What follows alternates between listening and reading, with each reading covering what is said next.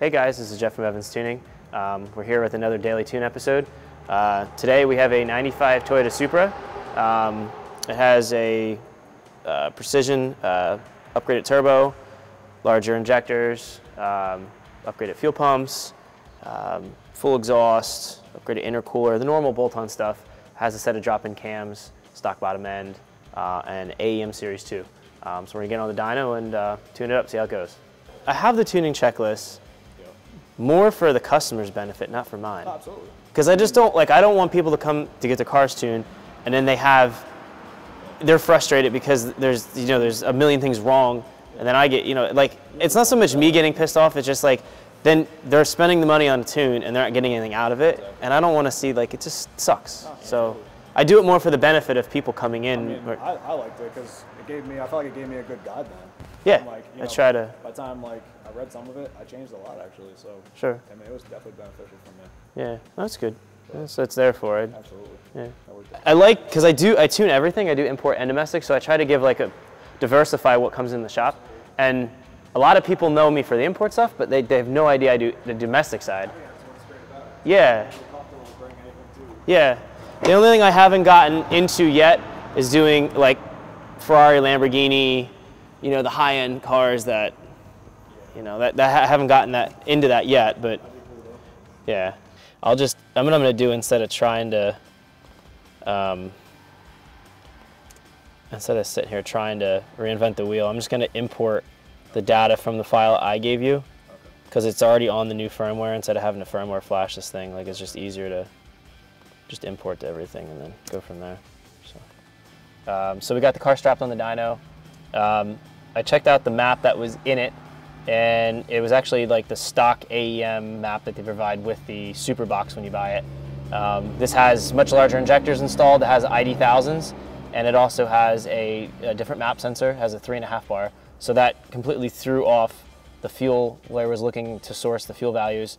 So the car was running way rich and wasn't running right.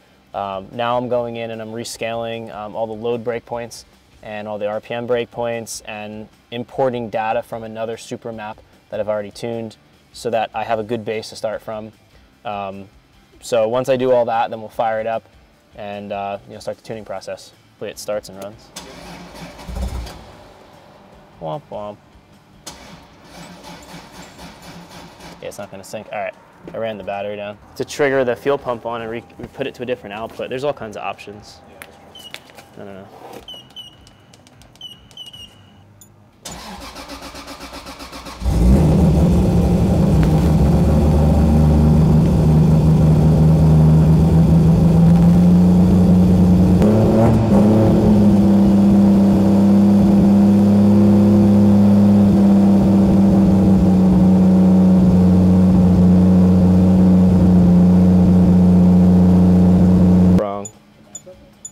Yeah, because it's scaled for a 3.5 bar right now,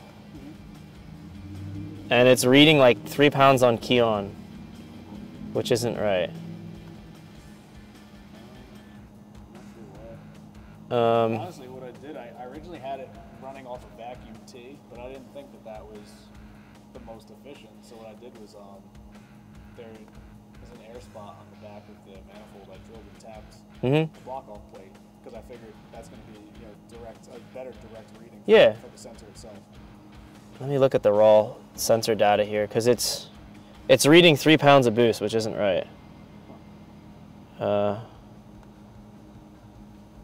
Is that, or the map sensor's jacked or something?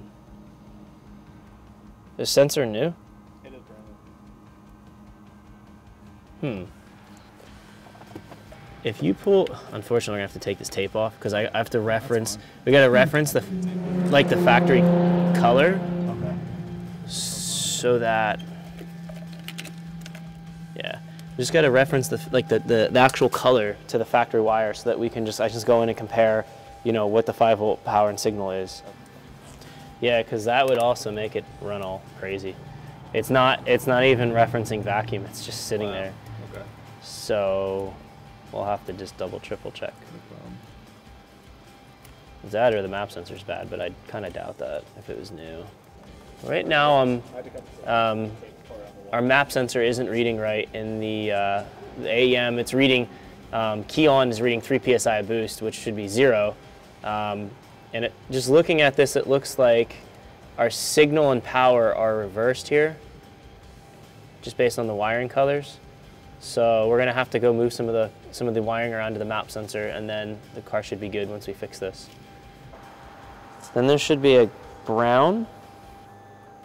There's a brown and black, a yellow and black, and then that. There's a yellow-green, that's the map signal. That must be, I guess, the yellow. And then there's a the brown is Yeah, the brown. Yeah. brown is ground. So So this is the, let's see.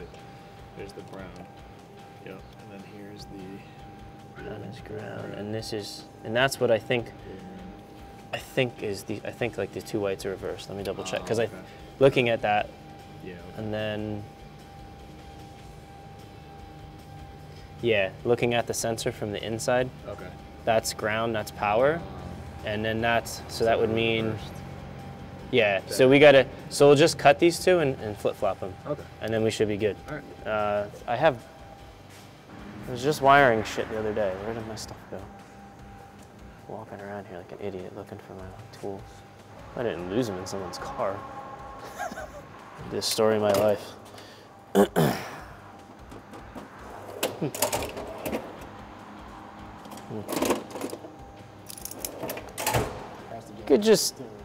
You could just, yeah, I mean, if you want to just cut them above that too for right now. Like just on here. Like up here and here. All right. That's cool.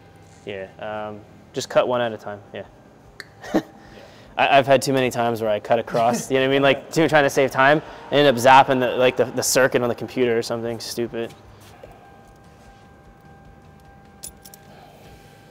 So nice having that tool where it splices it for you. Yeah. I hate when you have to try to trim just the plastic. And Yeah.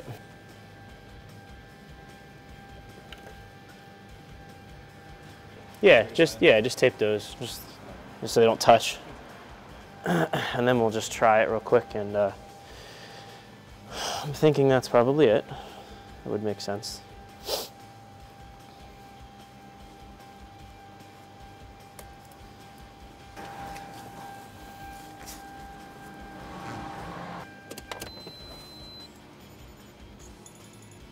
Yeah. Now we're reading 0 psi on key on. the wire. So yeah, it's just so the power and grounds were just reversed on the wire, on the map sensor wiring. So we fixed that. Now we have proper map sensor reading, and now we should be able to start it and actually start tuning. So. Womp womp.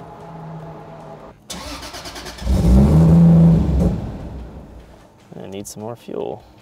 Now that we fixed everything, everything's all thrown off.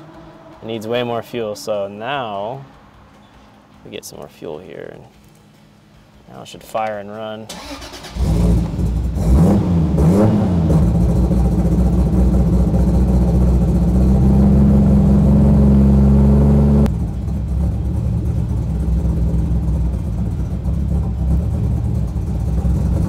Yeah, might have a little bit more. But I can make it, I mean, as long, obviously I want it to run good, but yeah. if possible to be efficient, I'd like to have a little lump if possible. Yeah, like I can put it back in. And it won't affect? No. I wouldn't mind. I can make it, I can kind of force it mechanically to idle how I want. Okay, I mean, as long as it doesn't affect the performance of it, I would love for it to have a nice lumpy idle. Okay, yeah. We should probably change the spark plugs. Oh yeah? Because I can't quite tell. Oh, that was me. I made it die.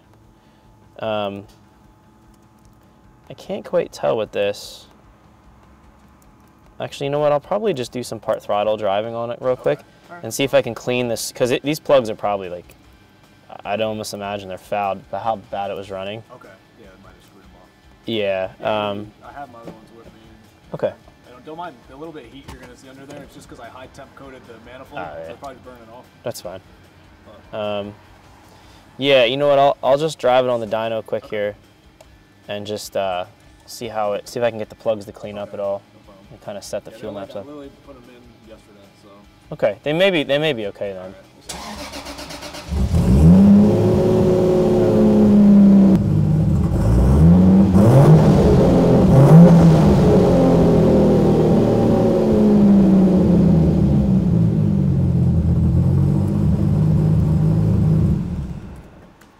So I got the fuel map set up, just a rough start to get going. I'm not quite sure with how it was running, if the spark plugs are actually fouled out. It seems to be running a little bit rich. It has a little bit of a stumble to it. I'm actually going to put in our part throttle load and start building the fuel map on the dyno. If it still persists and it has that roughness or stumble to it, we'll pull the plugs out. He has new plugs with him, may need plugs, not sure yet. But you know, we'll start building the fuel map and go from there. See how it goes.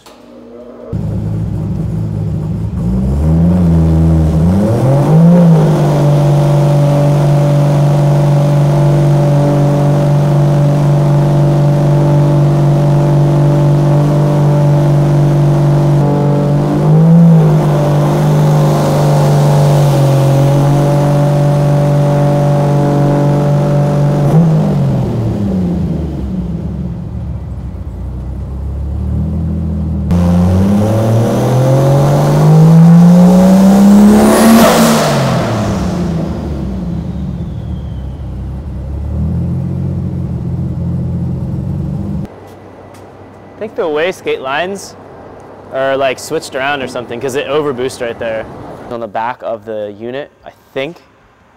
And they have to be set up for internal, external. Like you actually have to tell it by these dip switches what it is. I could be wrong. I mean, you know, when I looked at it last, I don't recall there being any. Okay. We'll double check it. But it looks like it's hooked up right. So it's either that or you have like a really crazy wastegate spring in this. The only thing that we might want to do, I mean, I can't really get it much more than that, but you can see. if you put your finger on the back, do you feel any like little like, is smooth? Just the electrical wire connectors that go into it. All right, then I might be thinking of like an old school Then HKS. there's also, yeah, just low and high setting. Yeah, I turned it off Oh, okay. All right. to see. All right, yeah, all right. Let's try it again. I'm gonna try something real quick then. I mean, thing I went by, I know you're saying about the, you know, with the spring setup, I figured they made a newer style and an older style wastegate. Yes. And going by the colored springs that were in it, Right. I followed that chart because the newer one didn't have the same color springs that mine had. Okay. So I looked at the color combinations and what combinations make what PSI. Right. So what I chose To be by color roughly 15. All right. Okay. So. Let's try it again. Okay.